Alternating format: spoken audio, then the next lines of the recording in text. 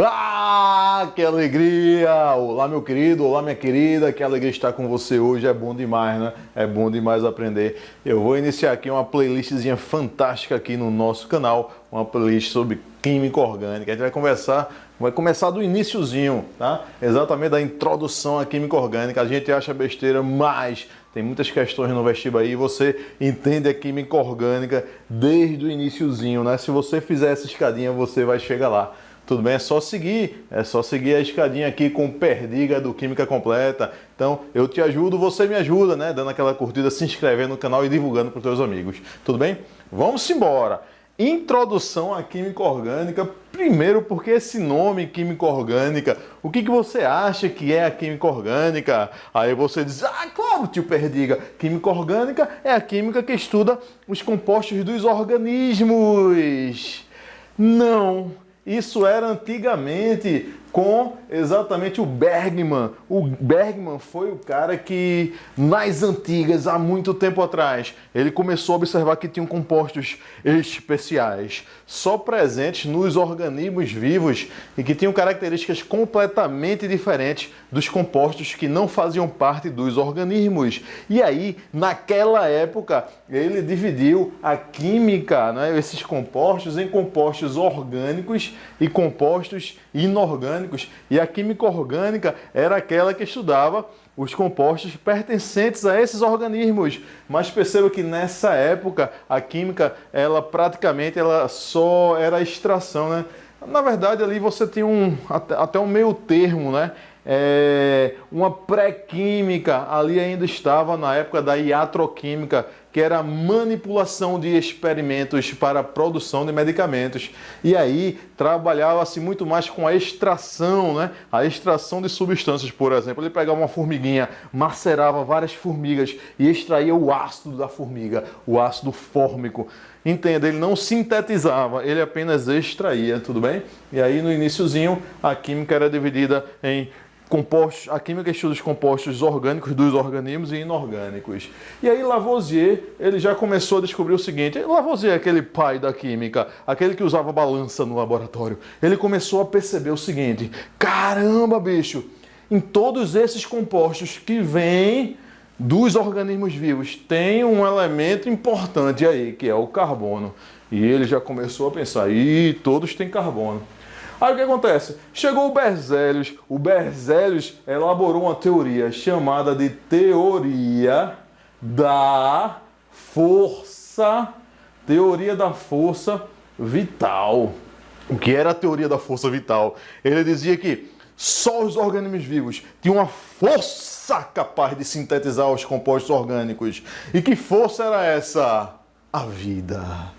Tudo bem? Ele elabora a teoria da força vital. Perceba que a química, você sintetizar e produzir um composto orgânico, você nem queria, né? Você diz, porra, bicho, só dentro do meu organismo pode fazer essas substâncias. Eu não consigo manipular no laboratório. Sabe por quê? Olha a teoria da força vital de Berzelius, que afirma que só dentro do organismo pode produzir esses compostos. Aí a química orgânica não tinha grande desenvolvimento.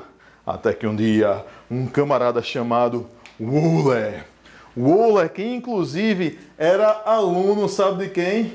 De Berzelius. Ou seja, o Wöhler era discípulo de Berzelius. O Berzelius era o teacher. Eu já não sei como é que se escreve teacher, faz tempo que eu não escrevo. Mas o Berzelius era professor de Wöhler. Aí o que acontece? O Wöhler, ele quebrou a teoria da força vital. Vê que sacanagem. Ele quebrou a teoria do professor dele. O que é que o Wöhler fez? O Wöhler fez o seguinte. Ele pegou uma substância conhecida com o nome de cianato de amônio. É assim, ó. Ele pega o cianato de amônio. Amônio aqui, ó. Cianato de amônio. E ele consegue transformar o cianato de amônio em um composto chamado ureia. Vê que interessante. Então ele pega o cianato de amônio e transforma o cianato de amônio em ureia no laboratório. Vê que legal. Ele sintetizou um composto orgânico. Ele sintetizou um composto que tinha dentro dos organismos através de um composto inorgânico. O cianato de amônio é um composto inorgânico. Ele pega um composto inorgânico, aquece e transforma ele em um composto orgânico. Ou seja, ele consegue sintetizar um composto orgânico. E aí ele quebra a teoria da força vital. Se você quiser transformar aqui, ó, se você, né, de repente alguma prova pedir, o cianato de amônio é assim, ó, NH4CNO, cianato de amônio. E a ureia já é assim, ó, C-O, NH2, NH2. É a mesma quantidade de átomos, só que organizada de forma diferente, que forma substância diferente. Veja que interessante. Então veja só, a partir do momento que alguém consegue, que foi o Euler, discípulo de Berzelius, sintetizar um composto orgânico, o cara lá em Fortaleza, o cara no Japão, o cara em Dubai, pesquisador diz, uau! Se alguém conseguiu sintetizar um composto orgânico, eu também consigo! E aí a química orgânica começa a ter um grande desenvolvimento a partir daí. Porque a partir do momento que alguém consegue algo, os outros dizem, oxente, eu também vou conseguir! Não é não? É isso aí. E aí, showzinho, preste atenção, química completa, vem com o tio Perdiga. A química orgânica não passa a não ser mais a química que estuda os compostos presentes nos organismos vivos. Começam a existir novos compostos que são sintetizados e que não mais fazem parte dos organismos vivos, percebe? Para você ter ideia, o número de compostos inorgânicos, aqueles ácidos, bases, sais e óxidos, é só 10% da quantidade de compostos orgânicos. Tem muitos compostos orgânicos, inclusive, que não estão mais nos organismos da gente. Porque a química orgânica não é mais aquela que estuda os compostos presentes nos organismos vivos. Percebe? Não é mais. Por exemplo, gás de cozinha é um composto orgânico. Ele está no nosso organismo, tá? Tem butano dentro do seu organismo? Tem? Não tem, senão você explodir, pô. Você, com uma faísca, você explodir. Então não tem. Então a química orgânica não é mais a química que estuda os compostos presentes nos organismos vivos. A química orgânica, sabe o que é hoje em dia agora? É a química do ser. A química que estuda os compostos de quem? Do ser, do carbono. Ok? É a química que estuda os compostos do elemento carbono. Ou seja, o carbono é o cara da química orgânica. E aí, um cara chamado Kekulé, o que é que ele fez? Ele começou a estudar os compostos orgânicos, que é a química que estuda os compostos do elemento carbono, e ele observou algumas características do elemento carbono. Primeiro, o carbono é tetravalente. Olha só que interessante. Ele ser tetravalente significa dizer que ele faz 4 o quê? Ligações. 4 ligações covalentes. Tudo bem? E aí, ó, ele também descobriu que o carbono forma cadeias, a capacidade de encadeamento. É assim, ó, um carbono se liga a outro, que se liga a outro, que se liga a outro, que se liga a outro. Ou seja, o carbono tem uma grande capacidade de encadeamento. Isso são os postulados do Kekulé, que estudou bastante os compostos orgânicos. E ele observou também que o carbono ele é muito versátil. Ele pode participar de ligações de diferentes tipos. Ele pode fazer ligações simples, duplas e triplas. Não entendi. O carbono pode fazer, ó, ligações simples aqui, ó. Uou! Se ligando, por exemplo, com o hidrogênio, não é não? O carbono pode formar aqui, ó, ligação dupla, aqui, ó.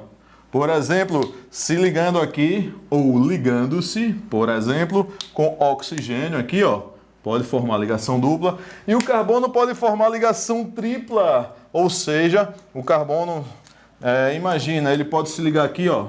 Um carbono pode fazer uma ligação tripla com outro átomo de carbono, não é não?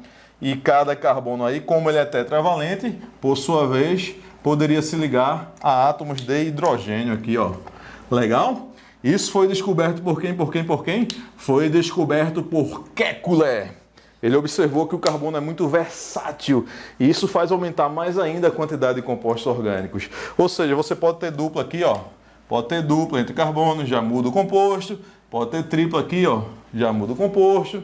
E por aí vai. Então esses são os postulados de Kekulé. O carbono é o quê? Tetravalente. Ele faz 4 ligações. O carbono forma cadeia, um carboninho atrás do outro, que se liga a outro, que se liga a outro. E o carbono forma ligações simples, dupla e tripla. Tudo bem? Vamos agora conversar sobre os elementos organógenos. Os elementos organógenos são aqueles elementos que dão origem à grande maioria dos compostos orgânicos. Eu diria o seguinte, é o chompes. Você vai ter assim, ó, é o chompes, mais os elementos da família 7A. Por exemplo, ó, mais família 7A. Flúor, por exemplo, cloro, por exemplo, o bromo, por exemplo, aqui, ó, o iodo, não é? Então temos os chompes mais os elementos da família 7A. É importante eu revisar agora com você a capacidade combinatória desses elementos, para você ficar bem espertinho, para você ficar bem espertinha. Então vamos lá, eu vou pegar aqui, ó, por exemplo, o carbono, que é um elemento da família o quê? 4A ou grupo 14, lembrou comigo? Por exemplo, vou pegar o nitrogênio, chompes é para dar uma sonoridade melhor, não é? Mas aí eu vou pegar o carbono, vou pegar o nitrogênio, que é um elemento da família 5A.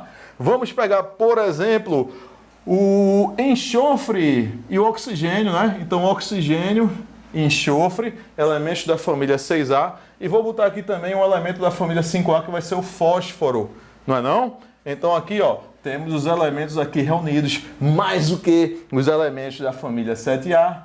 Ficou, olá, ficou claro que a Brahma imitou Antártica.